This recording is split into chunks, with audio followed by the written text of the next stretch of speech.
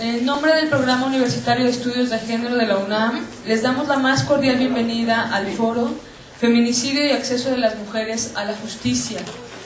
Vamos a iniciar con la presentación del libro Feminicidio, Actas de Denuncia y Controversia. Cedo la palabra a María de la Luz Estrada, que es la moderadora de esta presentación.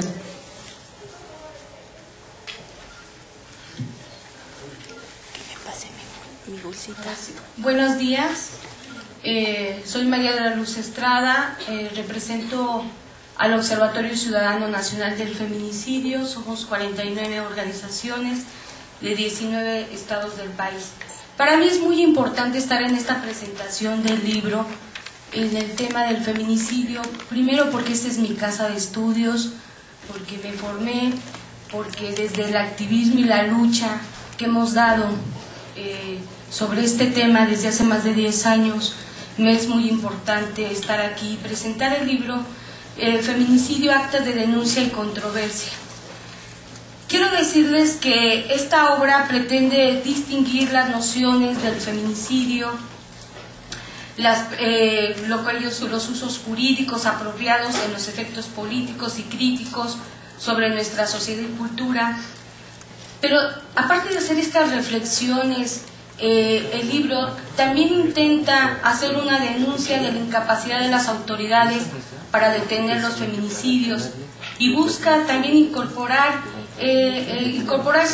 este libro y las discusiones que se dieron al debate sobre los crímenes de odio. Para esto, esta presentación, la profesora Ana María Martínez Escalera, que fue la que coordinó varios artículos que ella ahorita va a exponer, es profesora titular en la Facultad de Filosofía y Letras de la UNAM, coordinadora del área de investigación del programa de género, Alteridades de Género, Memorias y Testimonio, del cual se han editado los libros colectivos Estrategias de Resistencia y Feminicidio y el libro que hoy presenta Actas de Denuncia y Controversia.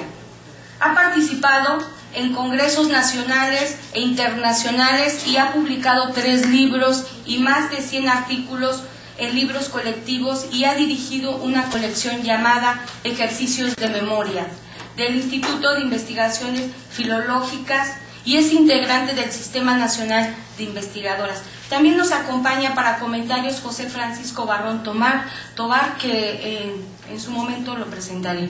Bueno, sin más, pues le doy la bienvenida a la presentación a la profesora Ana María Martínez. Bueno, muchas gracias. Gracias por la asistencia de ustedes en la presentación de este libro. Gracias por habernos incluido en este evento, que es un evento académico, pero trasciende lo académico, toca directamente a la sociedad civil y nos permite entonces una conversación entre varios frentes, cosa que me parece importante. Quiero agradecer el comentario que hizo María de la Luz hace un momento, porque creo que dio en el clavo de lo que yo quisiera explicar. Yo vengo a contextualizar un poco la elaboración de este libro. Y ella señalaba efectos, ¿no?, que había encontrado en los artículos del libro una dedicación, una ocupación sobre lo que serían los efectos, y no solo, y por supuesto del feminicidio, que es lo que ocupa el libro y a este evento, sino los efectos que el discurso ya sea utilizado dentro del activismo para describir el enemigo principal, qué es lo que se quiere atacar, qué es lo que se quiere denunciar, o en el caso de las políticas públicas, igualmente el discurso a través del cual se define o se describe, ¿no?, se tipifica incluso en el caso del marco jurídico aquello que se quiere atacar y detener. Y si digo que me pareció interesante la noción de efecto, es porque nosotros a lo largo del libro estamos mostrando justamente que habría que dedicarse aún más de lo que hemos hecho en este libro al estudio o al análisis de los efectos del discurso, cuando el discurso, las palabras, el lenguaje, los vocabularios se dedican a describir o definir, ya sea para tipificar o, como nos ha interesado a nosotros particularmente, para elaborar un debate inter y transdisciplinario entre academia, activismo, entre practicantes del derecho, entre practicantes de la antropología, de la filosofía, de la pedagogía, de las letras, etc. Ya tenemos unos cuantos años de práctica en la elaboración de este debate, y lo hacemos, para decirlo de una manera sencilla, desde el lenguaje. Y lo que analizamos son los efectos del lenguaje. Y no damos por hecho que porque existan las palabras, la referencia de esas palabras hacia afuera, hacia el mundo exterior, hacia la cosa, es definitiva o es transparente. Más bien insistimos que la relación entre la palabra, el nombre, por ejemplo, feminicidio o las mujeres, y su referente social, su referente mundano, diríamos, no es transparente. Está atravesada por, para acabar pronto, instituciones, es decir, relaciones de dominación. O para decirlo más claramente, relaciones de apropiación o formas de apropiación de la referencia, justamente, es decir, si quieren ustedes, del sentido. A nosotros nos interesaba ver entonces estos efectos que se producen cuando hay apropiaciones del sentido en estos espacios que, como bien señala el evento, son espacios públicos. Para nosotros era muy importante repensar lo público, y lo hemos repensado justamente como un intercambio discursivo que intenta escapar a las formas de apropiación del discurso. Esto para nosotros sería lo público, y es la marca para nosotros también, como grupo de debate, como comunidad de debate, de lo político. Para nosotros no hay política, sino en estas relaciones de intercambio que hemos llamado públicas. Más allá, o hasta donde se pueda, más allá de estas formas de apropiación del sentido y del lenguaje, para nombrar referentes sociales.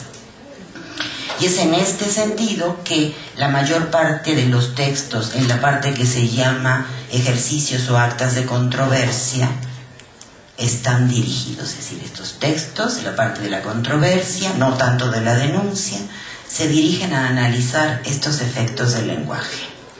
Creemos que estos efectos del lenguaje se ponen de manifiesto no solo en un análisis crítico del discurso, sino también que se logra no solo mediante, si quieren ustedes, una cierta terminología de interrogación del discurso, que hace la historia de los usos de la palabra, de los efectos de la palabra, sino también en el intercambio inter y transdisciplinario.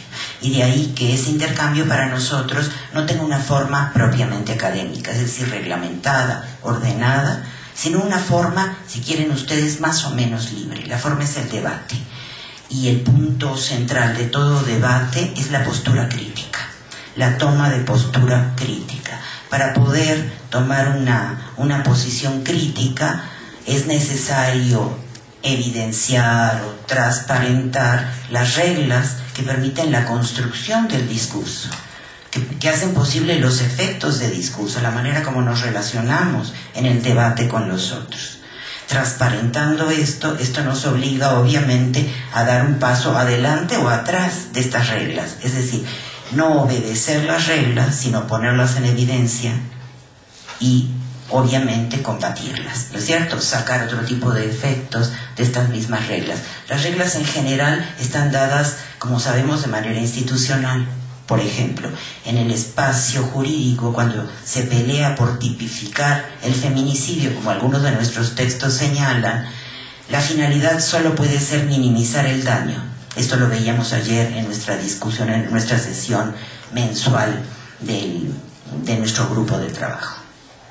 Puesto que ese discurso, esa forma de tipificar está previamente reglado, reglamentado, normativizado y normalizado como discurso por un aparato que antecede los buenos o malos deseos, las finalidades que uno se propone en ese medio, en este caso la práctica jurídica y la práctica del derecho.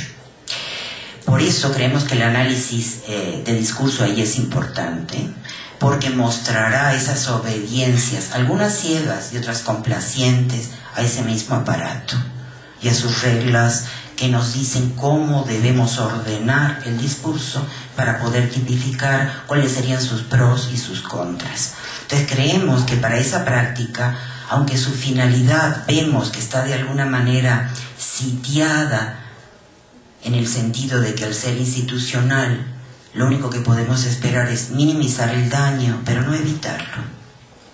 O sea, no evitar esas condiciones básicas que estarían generando el feminicidio. Lo mismo sucede con el discurso en las prácticas de los activistas. Se minimiza el daño, pero se está sometido ya no a una reglamentación institucional, pero sí al tiempo o a la temporalidad de la coyuntura. Otra vez se minimiza el daño, lo cual es muy importante, pero no se ve la relación, creemos nosotros, entre violencia y daño hasta que uno pase al nivel de un estudio o un análisis fuerte que pueda poner en evidencia cómo la violencia y la violencia de género es constitutiva de nuestra cultura, de nuestras tradiciones, de la sociedad civil, de las instituciones y los aparatos de la sociedad civil y de lo que podríamos llamar, quizá no está bien llamado así, pero bueno, civilización occidental. Y la violencia nosotros la hemos entendido, y así aparece en el texto, como violencia de género. No es la violencia contra las mujeres, sino la violencia que distingue en una sociedad dada dos tipos de programas de subjetivación. Uno jerárquicamente dominante sobre el otro. La violencia de género es la que instaura el género y el sexo, instaura la heterosexualidad como el centro de la familia normal, normativizada y normalizada, y como las evidencias de la naturaleza. Por eso el análisis crítico del discurso, lo primero, su primera tarea, y esa es la tarea a la que nos dimos, y no se acaba en este librito, ni mucho menos, es desnaturalizar el lenguaje. El lenguaje que utilizamos para describir esto, hablar de violencia, hablar de daño, hablar de género, es un lenguaje que hemos recibido, no hemos decidido sobre el lenguaje, decidimos cómo usarlo, ¿no es cierto? Lo que no decidimos es cómo se construye sentido con esas palabras, y al construir sentido se naturaliza sin que nos demos cuenta ese referente que estamos describiendo con la palabra. Por ejemplo, género, ¿no? Sin darnos cuenta que justamente de lo que se trata es de poner en cuestión la relación entre palabras y referencia. Lo decía yo hace un momento. Hay instituciones que vigilan, que cuidan esa referencia. En el momento que nos damos cuenta que no es natural la relación entre palabras y referentes sociales, entonces podemos interrogar ese sentido que la palabra hace posible y reproduce. Y, para decirlo muy rápidamente, en general creemos que cuando describimos algo que está ahí. En el caso del género, creemos que el género es natural. Solo que no es natural, no antecede a nuestra manera de nombrarlo. Cada vez que lo nombramos, cada vez que en el uso del lenguaje damos cuenta de que el género es natural, lo que hacemos en realidad es naturalizarlo. O sea, nos evitamos todo el giro crítico, la posibilidad de poner en cuestión si esto en efecto, tanto el sexo como el género, son naturales. Entonces lo primero es desnaturalizar el lenguaje. Inmediatamente después de esa desnaturalización del lenguaje, de la actividad del lenguaje, de nombrar, de hacer referencia, lo que se pone de manifiesto es que esos contenidos, esos sentidos, tampoco son naturales. Esto es, pueden ser transformados mediante actividad, mediante acciones políticas, públicas de todo tipo. Pero como primer paso es necesario elaborar este análisis permanente. Este análisis y las convicciones y las consideraciones en las que descansa este análisis no le pertenecen a la academia. Mediante comunidades de debate y mediante el debate, justamente lo que hemos intentado hacer es desapropiar, expropiar los derechos que tiene la academia sobre ese tipo de lenguaje para generalizarlos, ¿sí?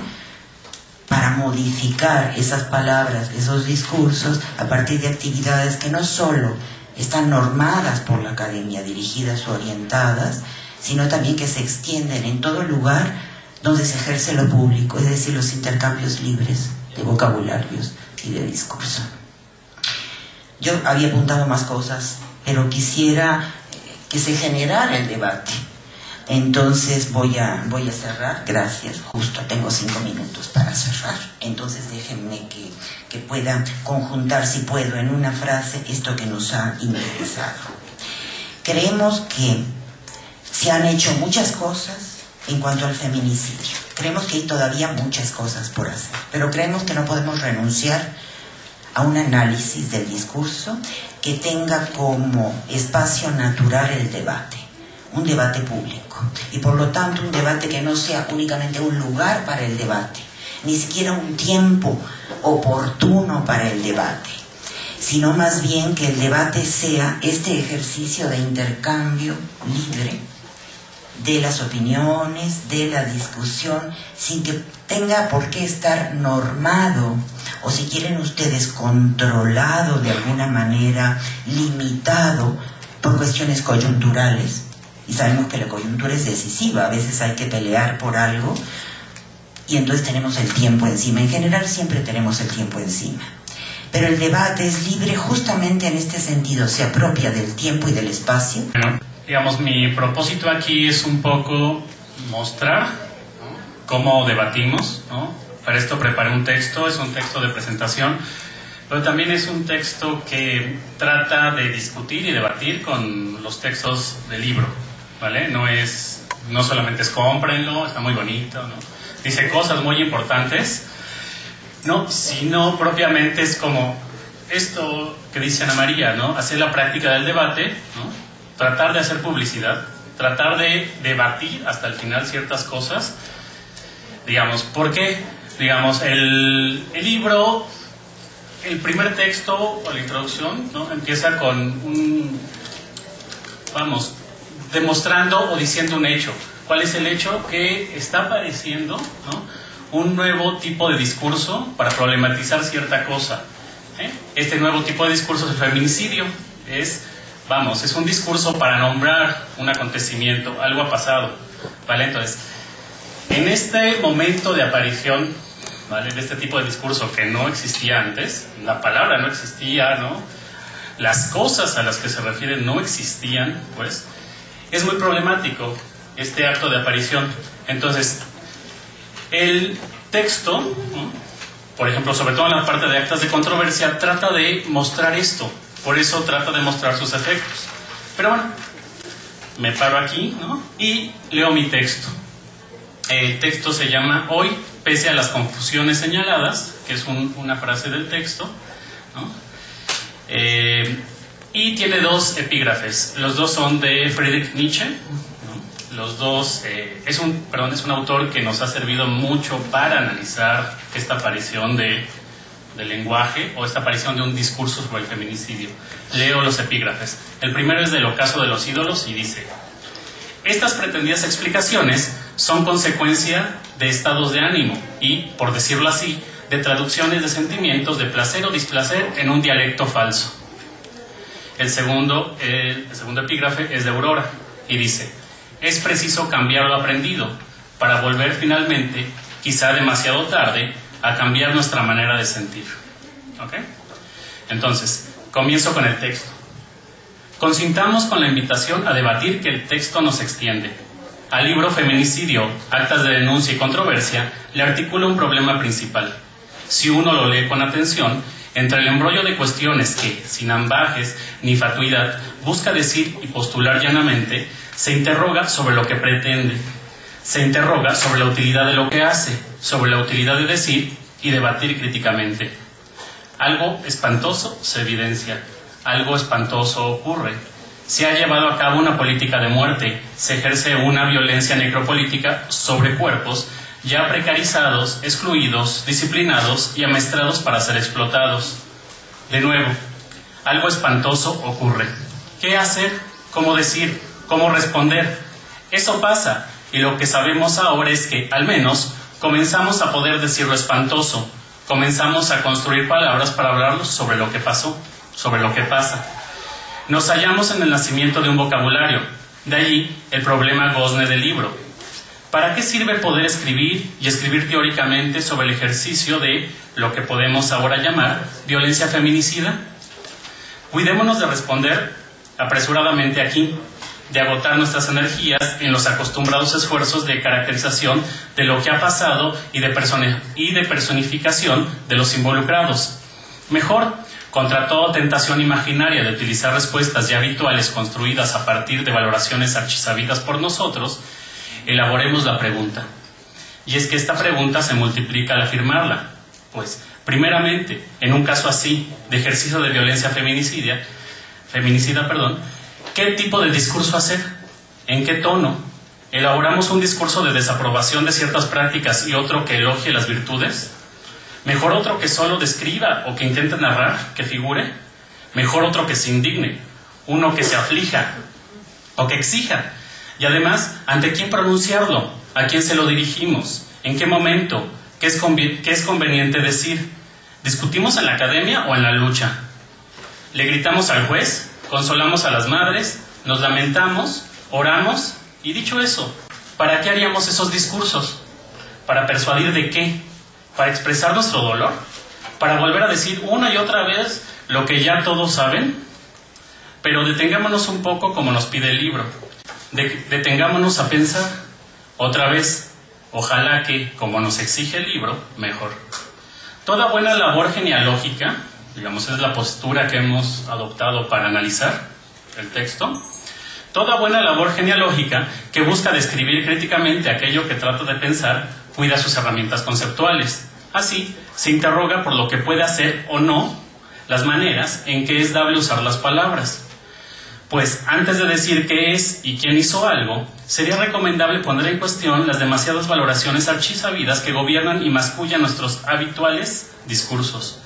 Y es que esas valoraciones gritan allí donde nosotros apenas nos atrevemos a musitar. Una de las peores cosas que le pueden suceder a un naciente vocabulario que trata de pensar la necropolítica feminicida es quedar impotente en un decir, un sentir y un hacer lo que todo el mundo puede decir, sentir y hacer. Instancias mediáticas, instituciones políticas y máquinas de vigilancia velan por reducir a impotencia parlanchina aquello que hoy nos permite experimentar el vocabulario de la necropolítica feminicida. Lo pasmoso es que tales instancias no necesariamente son, como nos haría pensar una poética ya establecida de la lucha política, búnkers subterráneos o edificios de oficinas, con agentes y planes maestros, aliados y enemigos, sino que dependen de los hábitos con los que conducimos nuestro cuerpo y nuestra boca. El filósofo alemán Friedrich Nietzsche nos instaba a que, al momento de pensar, nos precaviéramos de esas terribles y pequeñas conclusiones que adelantamos al tratar de responder a lo que suponemos nos sucede.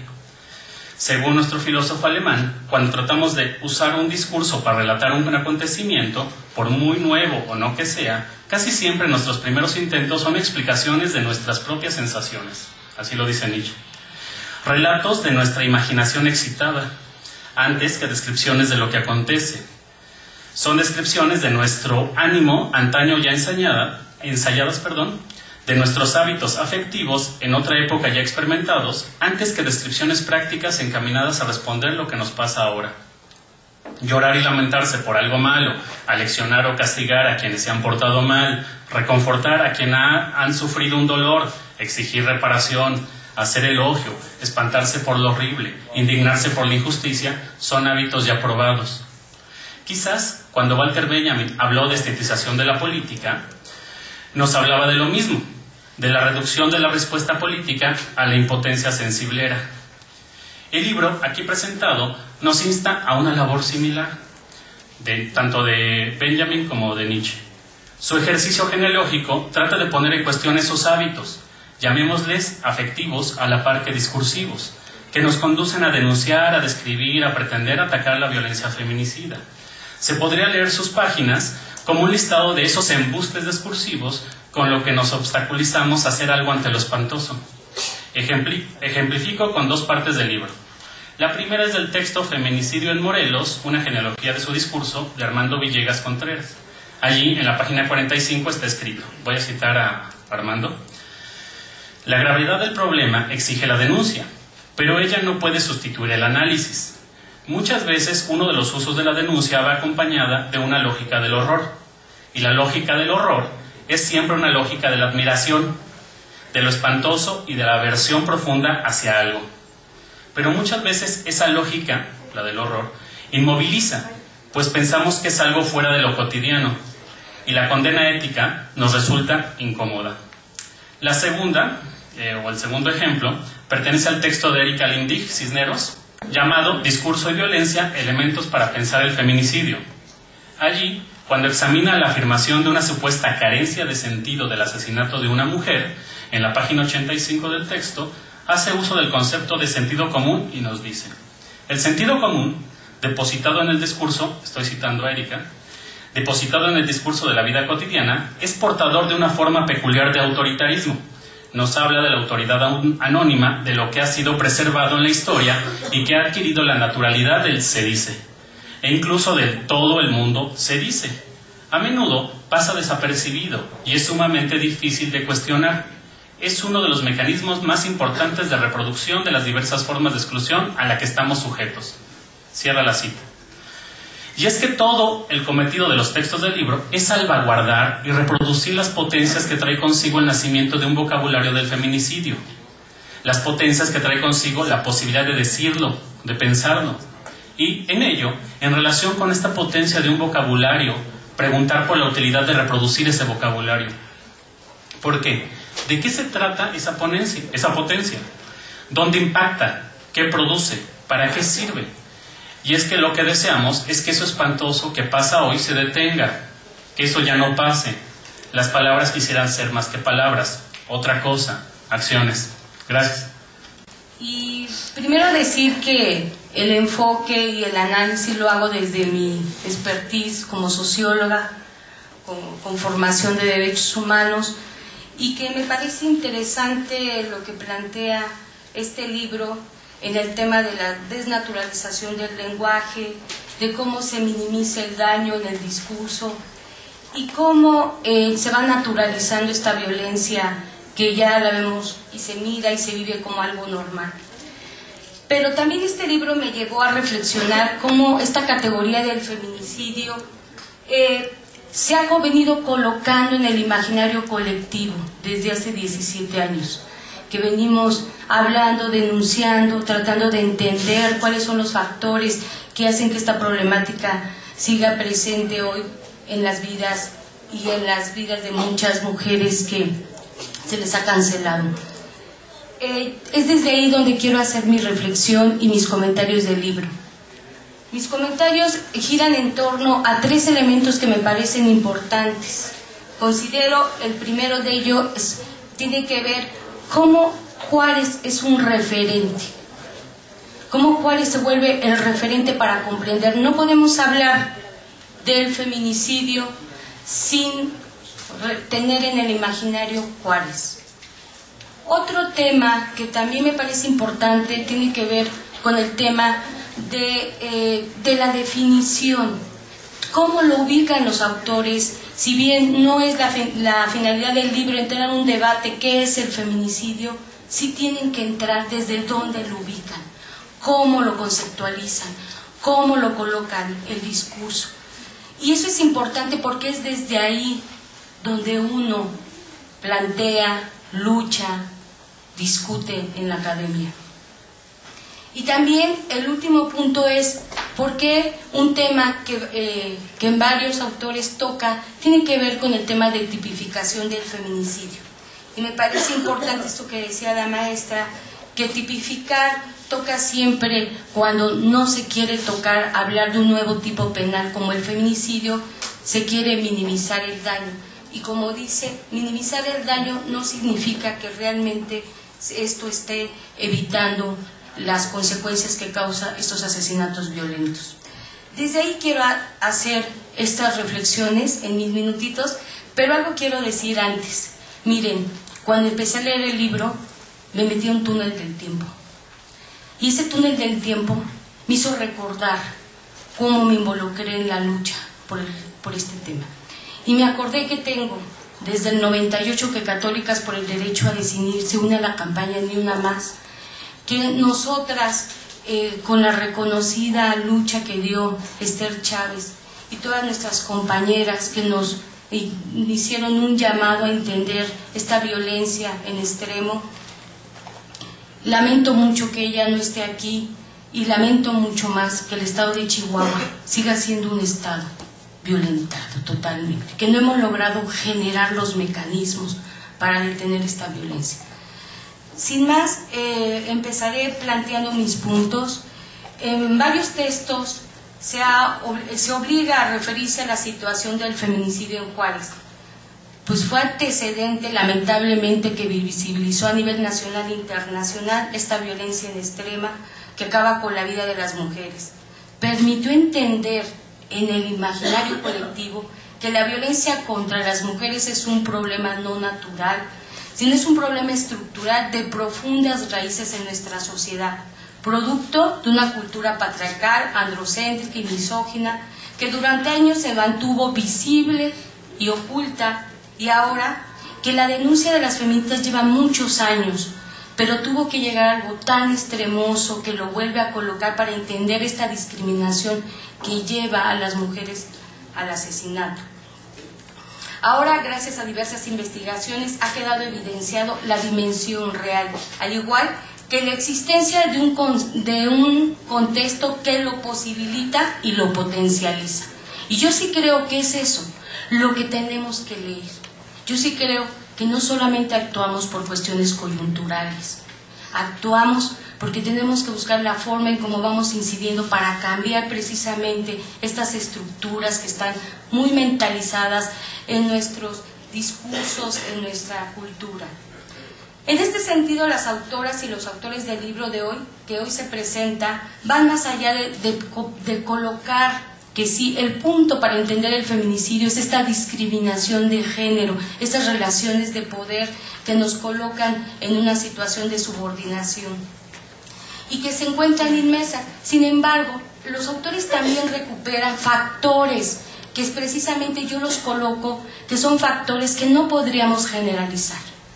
Para mí estos factores no los podemos generalizar, pero que sí están muy bien localizados para entender el feminicidio en la zona fronteriza. Por ejemplo, Carlos Oliva menciona que se debe reconocer, retomando a Julia Monarres, el vínculo entre discriminación de género y la condición social de las víctimas. Mujeres pobres, mujeres trabajadoras de maquila, mujeres migrantes, internas y externas, que buscan una mejor condición de vida, sin embargo se enfrentan a ser mujeres que se encuentran en una situación de mayor vulnerabilidad por el contexto. Mariana Berlanga hace una reflexión que me parece importante y que sí tenemos que poner en el debate. Reconoce que la impunidad del Estado va más allá de la omisión en el caso de los feminicidios, pues se refiere a que hay una premeditación para obstaculizar la justicia por las autoridades y complementando las mismas mentalidades discriminatorias de los operadores de justicia. Yo sí quiero hacer solamente un alto aquí. Para nosotras como observatorio nos cuesta trabajo pensar porque estaríamos hablando de crímenes de lesa humanidad. Y a veces sí nos colocamos pensándolo así. Lo que nosotras podemos decir de lo que hemos documentado, de los casos que vamos litigando en 19 estados del país, podemos decirle que es la acción y la omisión del Estado que genera un patrón de impunidad. Y que sí podemos encontrar en el estado de Chihuahua autoridades implicadas en los asesinatos, policías que fueron y que pueden ser los mismos que asesinan a mujeres, las violan y las matan, pero no podríamos generalizarlo. Eso no lo podríamos hacer, pero sí podríamos hacer, y lo voy a mencionar, qué es lo que genera la acción de un Estado cuando por omisión no investiga y no sanciona. Y sí se genera un patrón de impunidad. Lo anterior queda evidenciado por los datos registrados de 1993 a septiembre del 2007, 553 mujeres fueron asesinadas con verdadera violencia brutal y se hizo toda una exigencia internacional y que nos llevó a la reciente sentencia de Campo Algodonero para que se diera solución a esta situación. El Estado mexicano hasta ahorita no ha generado mecanismos contundentes para atender esta problemática. En 2 años en el estado de Chihuahua hemos tenido 700 asesinatos violentos. Otro punto central en el libro es la concepción del feminicidio. Si bien, como ya mencioné, no es central al debate sobre qué es el feminicidio, me parece importante que sí lo aborda, y que aquí es lo que nos permite analizar qué es el punto central al final de cuentas, qué ubicamos, qué entendemos por el feminicidio. Es indiscutible que la referencia obligada es la definición que hace Diana Russell. Utilizó el término por primera vez en el Tribunal Internacional sobre Crímenes contra la Mujer en 1976, para definir en estas palabras la forma en que la violencia extrema contra las mujeres. Y es hasta 1990 con Yavi Caputi que redefine el feminicidio como el asesinato de mujeres por hombres motivados por odio, desprecio, placer o sentido de posición hacia las mujeres. Debería de ver, cuando documentamos los casos, el 30% de los asesinatos en México cometidos por la familia, cometidos por la pareja íntima o el novio, los hombres acaban diciendo: es que ella me pertenecía, yo no, si no es conmigo, no es con nadie. Eso la verdad es que a veces se me hacía irrisorio, pero cuando vemos los casos y vemos en la cuestión de las averiguaciones previas y lo que ellos plantean, es muy terrible escuchar esto. Otro elemento clave a destacar de Russell es que no todo asesinato contra la mujer se puede clasificar como feminicidio. Solo cuando el género femenino de la víctima es relevante por el agresor. Y esto es importante. Yo sí quiero decir una cosa: nosotros no entramos al debate del hombre y la mujer, pero los agresores son los hombres. Hay una poca, yo en México no podría decir, no me he encontrado, y en la documentación que hacemos, que sean mujeres con estas características que estén matando a mujeres. Desde esta perspectiva feminista, el feminicidio se acentúa en el tipo de violencia ejercida por los hombres en contra de las mujeres, de esta misma manera que se mata por cuestiones de racismo, nacionalidad, religión y orientación sexual, señala Russell, se asesina a una persona por el simple hecho de ser mujer. Por otro lado, Marcela Lagarde, que ha sido un referente y que es importante, porque la misma lectura toca el tema fundamental del factor de impunidad. Se vuelve un elemento fundamental para la comprensión del feminicidio. Sin embargo, este referente no ha sido reconocido por otras expertas en América Latina, como Ana Carcero, que plantea la definición de feminicidio como una manifestación extrema y mortal de la violencia contra las mujeres.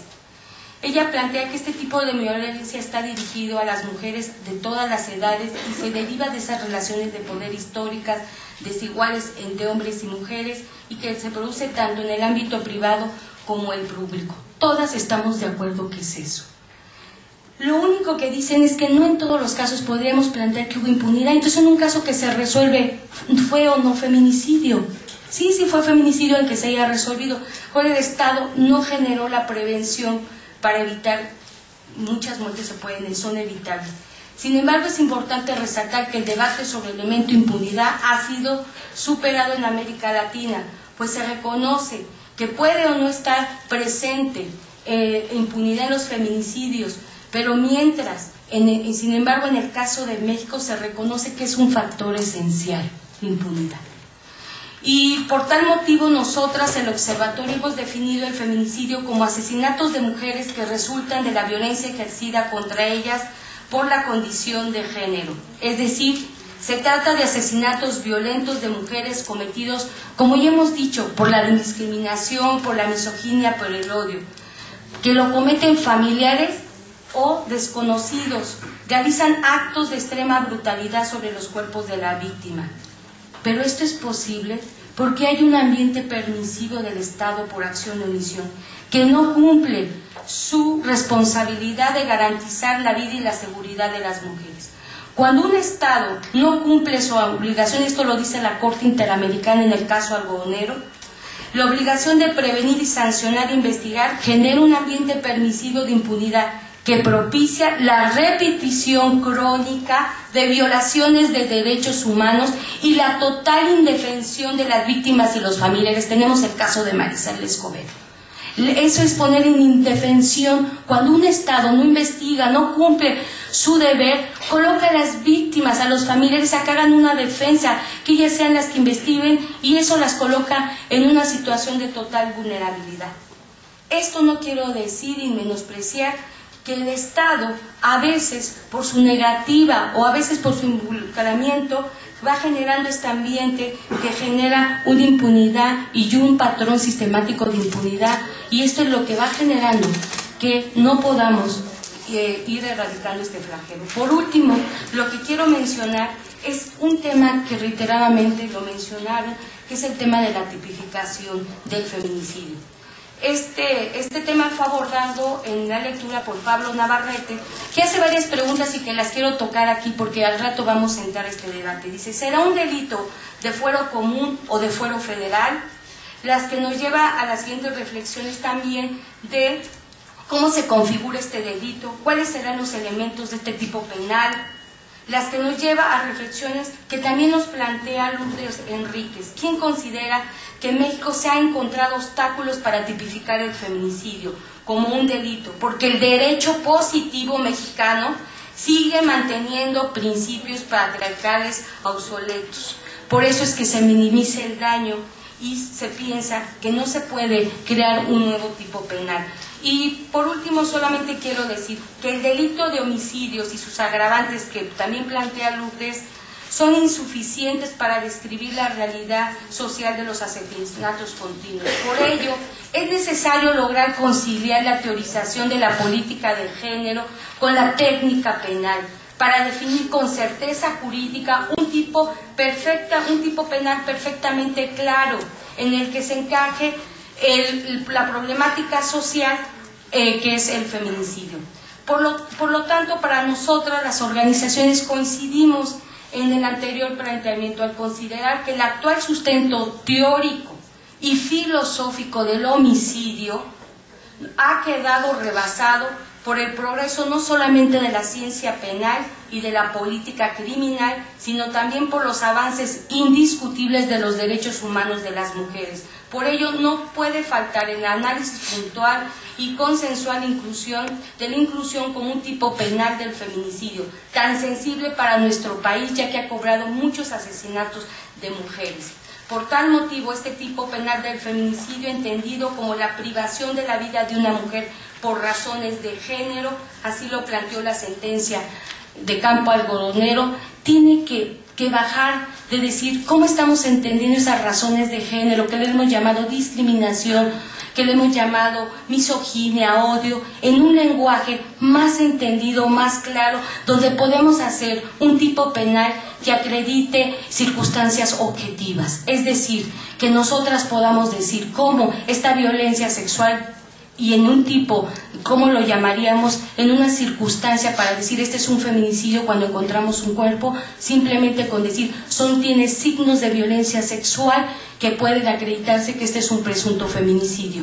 Eso es muy importante porque cuando queríamos acreditar el odio, la condición de género, no lo hemos podido hacer. En el Distrito Federal tenemos 3 años con ya tipificado el odio de género y hasta ahorita no lo podemos acreditar teniendo todas las pruebas.